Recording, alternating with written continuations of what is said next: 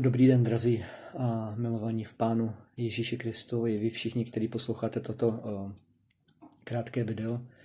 I dnes bych se chtěl s vámi podělit s Božím slovem a s životem Pánovým, který je ve mně. A hlavně s životně důležitým slovem, které mi Pán dnešního dne ukázal. Je to životně důležité slovo pro můj život. A jestli bude důležité a životně důležité i pro vás, to musíte posoudit vy sami ve svých srdcích a ve svých svědomích. A chtěl bych říct jenom jednu věc, že to, co se děje okolo nás, a všechny věci, které se dějí okolo nás, skrze tyto věci k nám Otec i jeho syn, Pán Ježíš Kristus, mluví a chtějí nám skrze situace a okolnosti, kterými procházíme ve svém životě, kterými procházíme my sami osobně, kterými procházejí naši blízcí, kterými prochází náš národ, kterými procházejí všechny národy a kterými prochází celý svět, že skrze tyto věci k nám chce Otec i jeho syn Pán Ježíš Kristus mluvit. To důležité, čeho bych se chtěl dneska dotknout a poukázat na jedno slovo, který nám zní v uších, je slovo lockdown. To znamená uzavření. Toto slovo slýcháme neustále. Toto slovo nám dávají zakoušet naši ministři ve vládě. A toto slovo slyšíme nejenom u nás, ale to slyšíme v jiných zemích. A toto slovo slyšíme po celém světě. To slovo lockdown.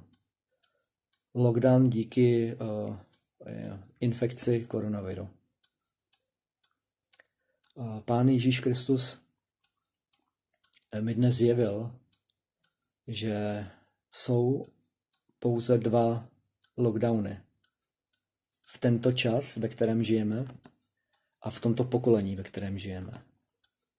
A my teď žijeme v tom prvním lockdownu.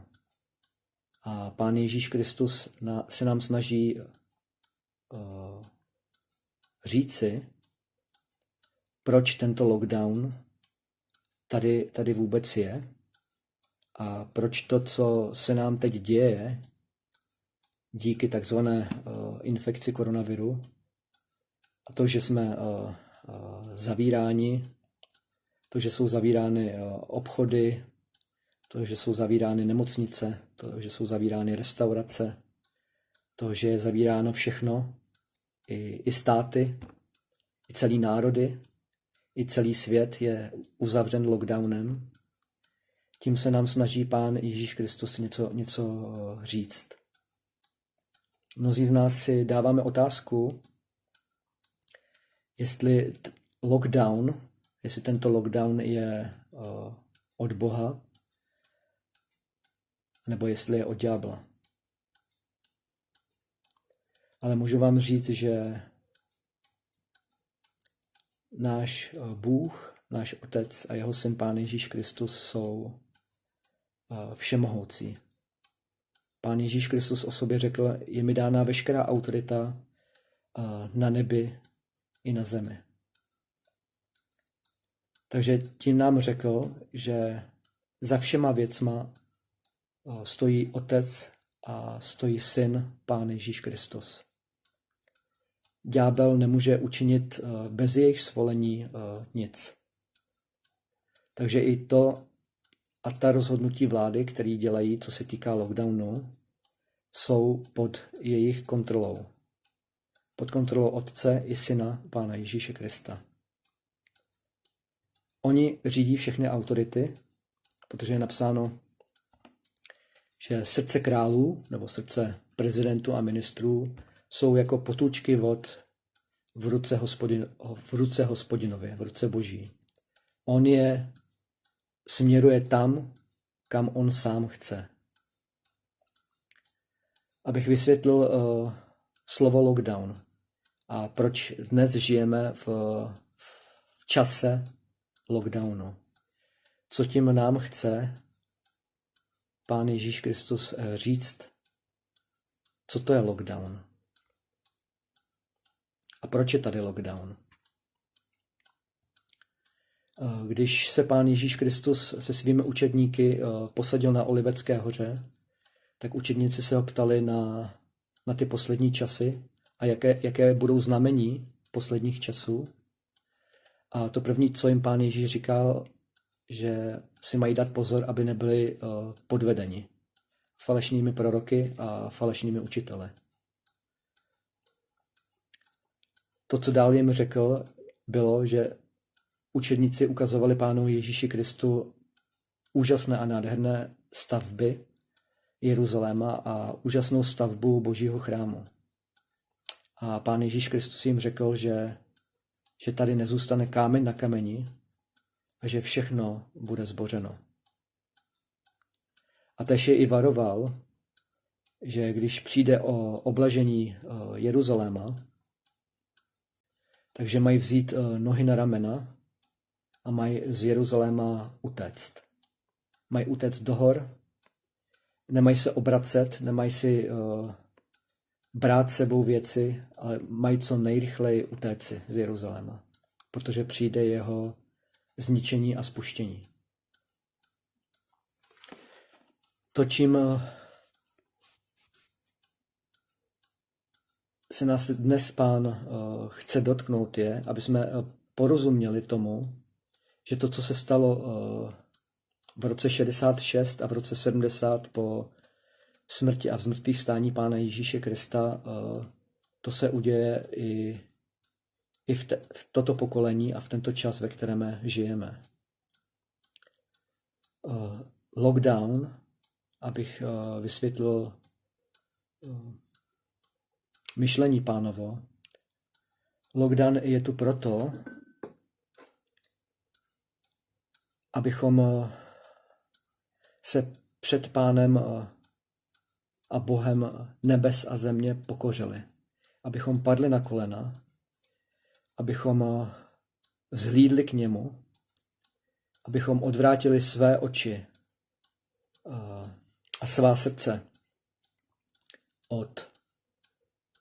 od všech jiných pánů, od všech model a činili pokání, to znamená obrátil si celým svým srdcem k Otci a k Pánu Ježíši Kristu. Abychom utekli, tak jako utíkali i Izraelci, jak utekli někteří, když bylo to první obležení v roce 66 a římská armáda odtáhla od Jeruzalému na čas, tak dostali ten čas a prostor z Jeruzaléma a z toho lockdownu utéct. A my můžeme utéct z tohoto lockdownu, z tohoto prvního lockdownu, ve kterém dnes žijeme, každý jeden z nás. A z tohoto lockdownu se nedá utéct fyzicky. Dá se utéct pokáním. Dá se utéct tím, že se pokoříme před Bohem a přijmeme Pána Ježíše Krista do svého života a učiníme ho pánem a králem ve všech oblastech našeho života. Pán Ježíš řekl svým učedníkům, že když se budou dít všechny ty věci, když přijdou ty falešní proroci, když přijde to veliké odpadnutí, že vychladne láska mnohých. A že mnozí se budou nenávidět a budou se zrazovat, budou se zabíjet a věřící v Pána Ježíše Krista, ty praví věřící, budou nenáviděni, pro jeho jméno. Vychladne láska. Vychladne láska k Bohu a lidé si budou hledat než Pána Ježíše Krista, toho jediného Pána. Budou si hledat jiné pány. Budou si hledat učitele, který budou lehtat jejich uši a který budou říkat samé dobré věci a který jim budou říkat jen to, co oni sami chtějí slyšet. A co je pohodlné pro jejich život a co je dobré pro jejich staré a prohnilé životy.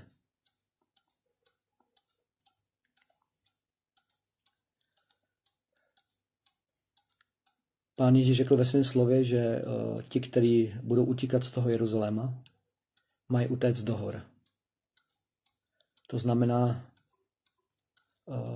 jestli víte, tak hory vždycky znamenají to, že a my, když můžeme utéct na horu, tak to znamená, že můžeme utéct někam, kde můžeme pokleknout a kde můžeme mít to úzké obecenství s Otcem a Pánem Ježíšem Kristem, kde můžeme k němu přijít, můžeme se k němu obrátit a můžeme hledat jeho tvář a můžeme hledat jeho vůle. To, proč tady lockdown je proto, abychom si uvědomili, abychom pochopili, že Pán nám dává tento první lockdown jako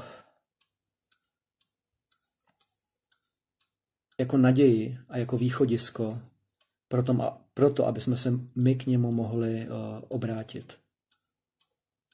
Aby jsme mohli činit pokání, aby jsme se mohli vrátit k té první lásce, abychom se mohli vrátit od své vlažnosti, od své náboženskosti, abychom se mohli vrátit k živému Bohu, aby on s námi mohl mít neživý a osobní vztah. Aby z nás mohl mít tu nevěstu, která bude připravená pro něj, tu nevěstu, která je bez vrásky a bez poskvrny. K tomu slouží tento první lockdown a k tomu slouží i tento čas, ve kterém žijeme. A Pán nám chce tímto lockdownem říct toto. A chce nám říct, že přichází druhý lockdown, ze kterého už nebude úniku. Ten druhý lockdown je veliké soužení a vláda Antikrista, která brzy přijde na tuto zem a přijde po vytržení církve. Když si Pán Ježíš Kristus přijde pro své svaté a pro ty, kteří se k němu obrátili a kteří vzali vážně tento první lockdown, který vzali vážně tento čas, ve kterém žijeme, že nám ho Pán dal jako ten čas k tomu, abychom učinili pokání, abychom se k němu obrátili, abychom obrátili zraky k němu, aby jsme se k němu vrátili celým svým srdcem, tak když toto učiníme a odhodíme všechny svoje poklady pozemský a učiníme Hospodina a Pána Ježíše Krista tím jediným pokladem svého srdce, tak pro nás nebude ten druhý lockdown. Pro nás nebude to veliké soužení, které přijde. A bude to, jak říká Boží slovo, past, do které bude chycena celá zem a všichni, kteří tady zůstanou. Bude to takový lockdown,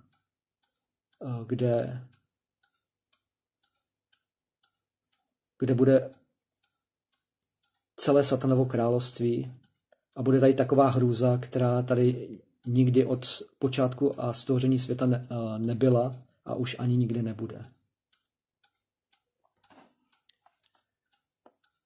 Takže lockdown, který teď prožíváme, a čas, který teď prožíváme, a když uslyšíme slovo lockdown ve svých uších, tak Pán Ježíš Kristus chce, aby nám toto slovo znělo v našich uších. Abychom si uvědomili, že to slovo lockdown, že tímto slovem nám Pán dává čas. Čas, abychom se obrátili k němu. Čas, abychom činili pokání. A čas, abychom se vrátili celým svým srdcem k Hospodinu. A není to jenom pro nás věřící, ale je to pro všechny lidi. Pán nám chce ukázat, že přichází druhý lockdown, ze kterého nebude úniku. A ve kterém budou umírat miliardy lidí. Umírat miliardy lidí. A jejich těla nebudou pochována. A budou hnít na zemi. Přichází druhý lockdown, vláda teroru a antikrista. A Pán nás chce toho uchránit. A proto Pán Ježíš Kristus k nám promlouvá a říká nám, že nemáme brát tento čas nadarmo. Vykupme ten čas, který ještě zbývá. Zbývá velice málo času do příchodu Pána Ježíše Krista, do vytržení církve. Využijeme tento čas prvního lockdownu, abychom nezůstali v tom druhém. Když uslyšíte slovo lockdown, spojte si ho s Pánem Ježíšem Kristem, že on nám dává tu šanci a tu naději, že se k němu můžeme vrátit a že on chce a touží, aby jsme se k němu vrátili, abychom byli účastní vytržení a abychom byli hodni stanout před jeho tváří a uniknout všemu tomu, co přichází na tento svět. Toto je jediná naděje a jediná šance pro každého jednoho z nás. Pane Ježíši, já tě prosím o tvou milost. Abys mi dal tu milost, mě osobně, i celé mé rodině. Abys mi dal tu milost, abych se připravil na tvůj příchod, na tvůj blízký příchod. Já vím, Pane Ježíši, že to není samozřejmé. A já chci být učiněn hodným, postavit se před tvou tvář a uniknout všemu tomu, co přichází na tento svět, sám i celá má rodina. Prosím tě za sebe i za celou mou rodinu. I za všechny, kteří vezmou tvé slovo vážně a kteří budou mít bázeň před tvým slovem. Prosím, dej nám tu milost se připravit, neboť tvůj příchod se přiblížil, Pane Ježíši. Zvedáme k tobě svoje oči i svoje ruce a prosíme tě, buď nám milostiv všem v tomto čase. Buď milostiv, Pane Ježíši, všem tvým dětem v tomto čase a buď milostiv všem lidem a dej jim tu milost, aby se obrátili k tobě celým svým srdcem. A přijmuli tvého syna, Pana Ježíše Krista, který umíral na kříži a který vstal z mrtvých. Amen.